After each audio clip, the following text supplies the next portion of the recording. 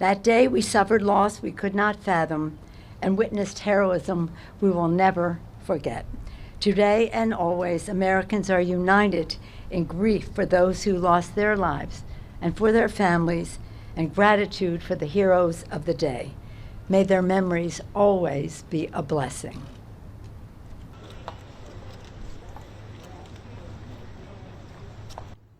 We had the sense to know there was something more important than politics.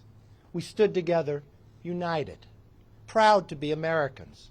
We flew the American flag in homes across the country to honor the first responders who lost their lives and to celebrate the undying American values that a cowardly act of terrorism could not extinguish.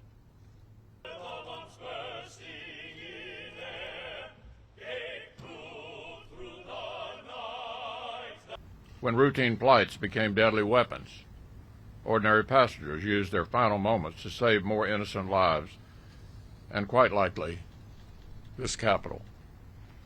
When clear blue skies clouded with smoke, first responders rushed fearlessly toward the biggest calls of their careers, and for too many, their last.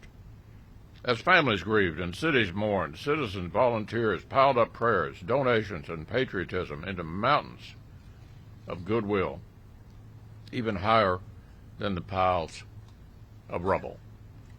And for 20 years, thousands of our bravest deployed to lands from which this evil was launched to make our refrain, never again, into reality.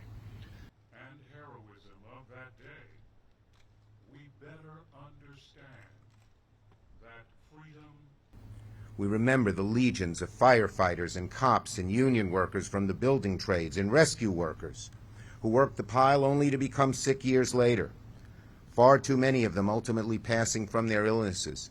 More have died of those illnesses, unfortunately, than those who died at the towers. To the first responders who survived, we hold a special obligation to care for their health and the health of their loved ones. And finally, we remember and honor all of our military members injured and killed in the service of their country.